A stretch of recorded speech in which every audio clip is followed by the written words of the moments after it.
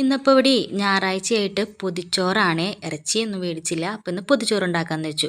അപ്പോൾ മീൻ ഉണ്ടായിരുന്നു, പിന്നെ പയറുപ്പേരി വെച്ചു, പിന്നെ തേങ്ങാ ചമ്മന്തി അരച്ചു, പിന്നെ 2 കൊണ്ടാട്ടം മുളക് വറുത്തു, പിന്നെ മുട്ടയും പൊരിച്ചു.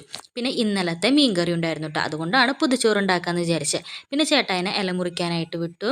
എന്നിട്ട് ഇലയൊക്കെ കഴുകി വാട്ടി നമുക്ക് ചോറാക്കാം. ആദ്യം ചേട്ടായിക്കാട്ടോ ചോറാക്കണത്.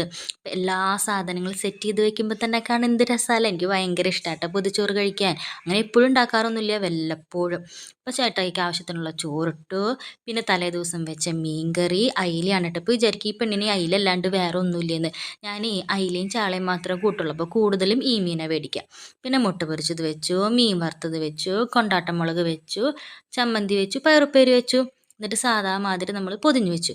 പിന്നെ ഇതിപ്പോൾ ചേട്ടായിക്ക് എനിക്ക് ഇതേപോലെ വലിയ പൊതി വെച്ചു. അപ്പോൾ ഞങ്ങളിത് പൊതിയണ കണ്ടപ്പോൾ തൊട്ട് തുടങ്ങി ഇസമോൾക്കും പൊതിച്ചോറ് വേണമെന്ന്. അപ്പോൾ പിന്നെ അവർക്കും കുഞ്ഞി ഇലയിൽ അവർ വേറെ കറികളൊന്നും കൂട്ടില്ലല്ലോ, മീൻ വറുത്തതും മുട്ട പൊരിച്ചതും മാത്രം ആക്കിയിട്ട് അവർക്കും പൊതിച്ചോറ് കിട്ടി വെച്ചു. പിന്നെ ഇന്ന് ഞായറാഴ്ചയല്ലേ, വേഗം ഓടിപ്പടഞ്ഞ് പള്ളിയിൽ പോയി. അപ്പോൾ പള്ളിയിൽ പോണേക്കാട്ട് മുമ്പ് സെറ്റ് ചെയ്ത് വെച്ച് കഴിഞ്ഞാൽ വരുമ്പോൾ കഴിക്കാൻ നല്ല രസമായിരിക്കുമല്ലോ. എന്നിട്ട് പിന്നെ 10 മണിയുടെ കുർബാനയ്ക്കൊക്കെ പോയി വന്ന് ഞങ്ങൾ കഴിക്കായിരുന്നു. ആദ്യം മക്കൾക്ക് കൊടുത്തിട്ടത് കണ്ടപ്പോൾ തൊട്ട് ഇത് വേണമെന്ന് പറഞ്ഞിട്ട്, അവർക്ക് അറിയില്ലല്ലോ, ഇത് കാണുമ്പോൾ ഒരു ആകാംക്ഷയല്ലേ. അപ്പോൾ രണ്ടാൾക്കും മേലൊക്കെ തുറന്ന് വെച്ച് കൊടുത്തു. പാപ്പിക്കുട്ടൻ എന്തോ മുട്ടയും മീനൊക്കെ എടുത്ത് കഴിക്കുന്നുണ്ട് കേട്ടോ. ഈ സ്മോൾ പിന്നെ കുറച്ചേശം തന്നെ വാരി തിന്നും.